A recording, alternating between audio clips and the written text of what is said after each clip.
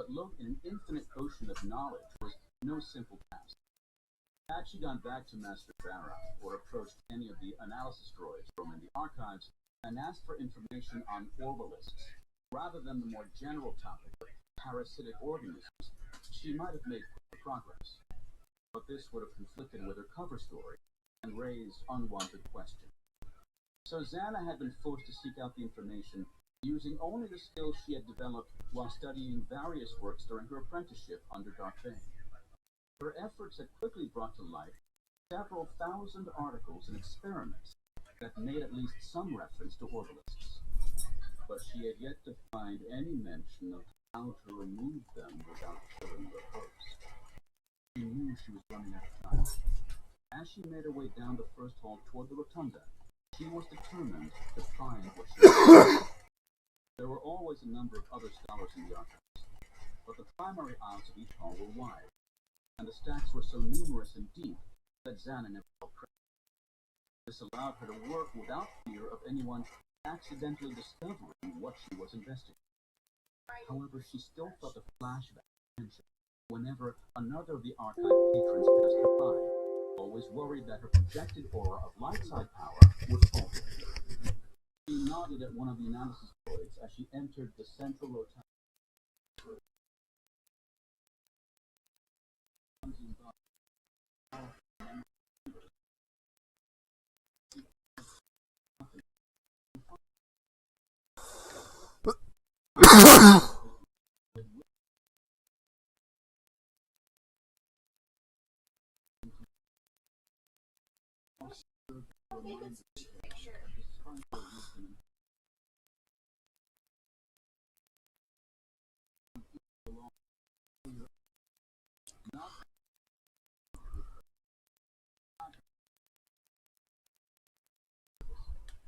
What he or she and considered before the party. None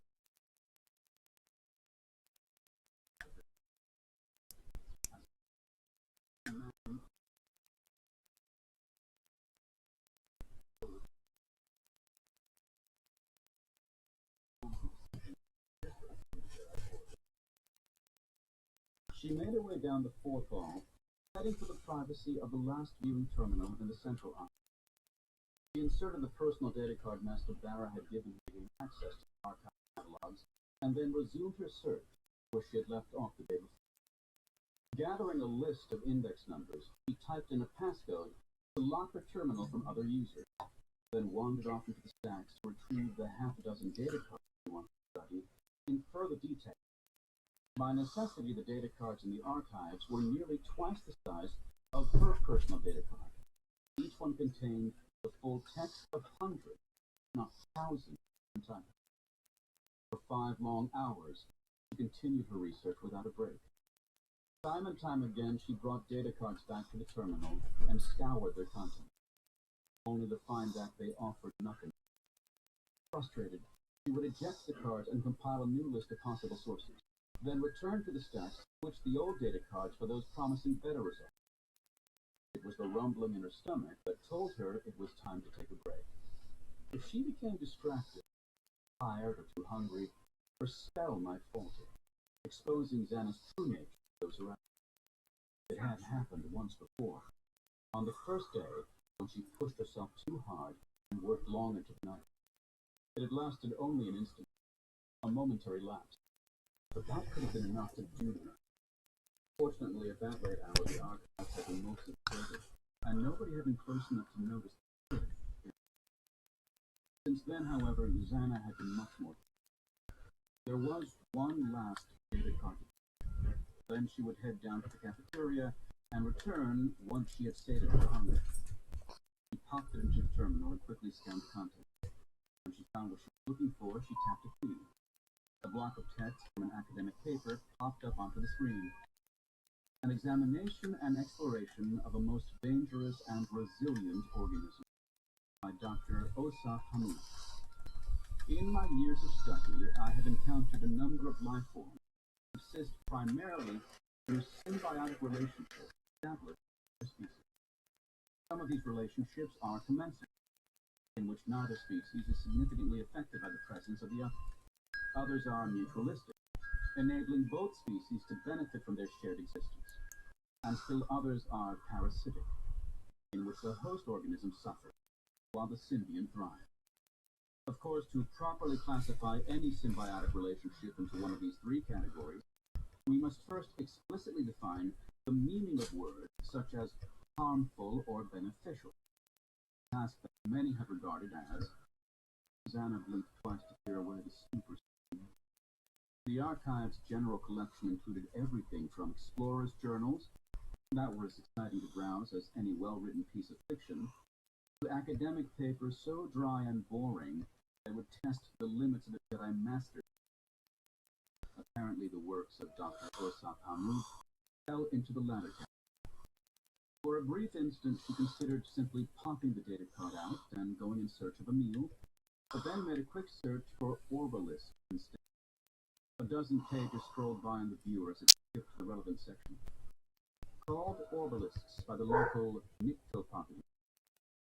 Yeah, sure, buddy. Recounted how he had been infested for nearly a full year before ridding himself of the creatures because they so disfigured him he could not find a mate.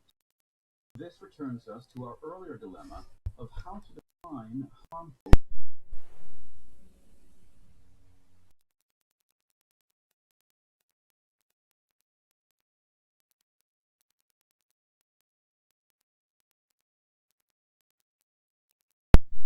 For nearly a full year before ridding himself of the creatures.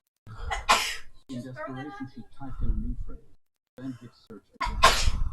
It is a fact generally assumed by most zoologists that orbalisks cannot be removed without killing the host.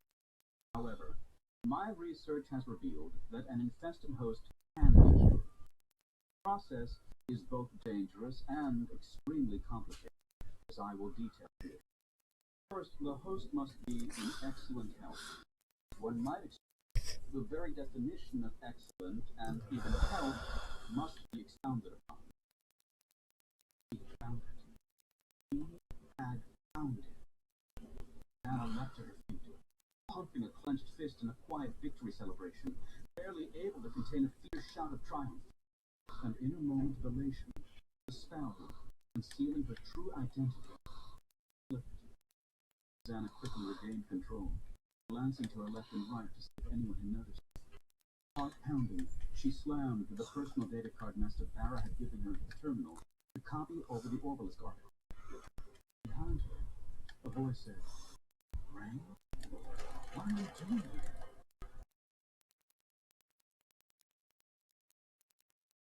Zaravik wandered along the wide aisle of the Jedi Archives, overwhelmed by the sheer volume of knowledge and stats.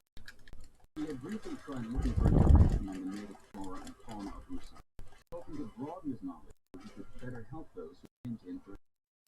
He was used to a simpler world and found the technology of the archives daunting.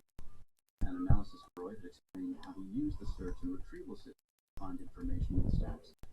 But his brisk tutorial had left Zaravik even more confused than before. Other scholars were there, and he could have approached one of them to ask. But as a man who valued his own privacy, he was loath to interrupt theirs. Ultimately, he had simply started to wander up and down the aisle, waiting for Joe Hunter. Zaravik was beginning to regret the decision to come before him. He had let himself get swept up in the moment by the Jedi Knight. Thoughts of stopping another war with the state of feelings for romantic ideals that had first led him to Rusan as a teenager. But those were the dreams of a child. He was older and wiser. The Jedi moved through a world that was not his own. The concerns of an entire galaxy weighed upon them. Their decisions affected trillions of lives. Zaravik didn't want that kind of responsibility. Surrounded by the grandeur and glory of the archives, all he wanted was to return to his simple hut in the forest. Unfortunately, that might no longer be an option. He was here now, and Johan seemed determined to have him speak before the Jedi. To take his mind off his fight, he began to study the other scholars. They were all Jedi, Padawans and Masters, young and old, human and otherwise. He noticed an attractive young woman with long dark hair staring intently at her viewscreen. chewing on her lip as she danced into the work. There was something familiar about Derek was sure he had never met her before. Over the past decade, he hadn't met anyone except those few individuals who sought him out in the hut. And the woman certainly didn't look like she was from the farms or Lucy. He crept toward her, not wishing to interrupt her studies, but trying to figure out if he knew her. For several minutes, he watched her. She was obviously frustrated, unable to find what she was looking for in the data. Suddenly, she leapt up, clenching her fist victoriously, and David felt a familiar presence wash over him. For the first 10 years of his life, that presence had been at his side constantly. As children, they had shared a bond that went beyond being cousins. Closest brother and sister. And though the figure before him had black, not blonde hair, there was no doubt in his mind who she was. Rain called softly so as not to startle her. What are you doing here? The woman spun to face him, her eyes wide. She stared at him blankly, unable to recognize the man she had last seen support 2 years before. Then her eyes dropped to the stump of his right hand, and her jaw fell again. Tomcat? He nodded, and added, "It's Derek.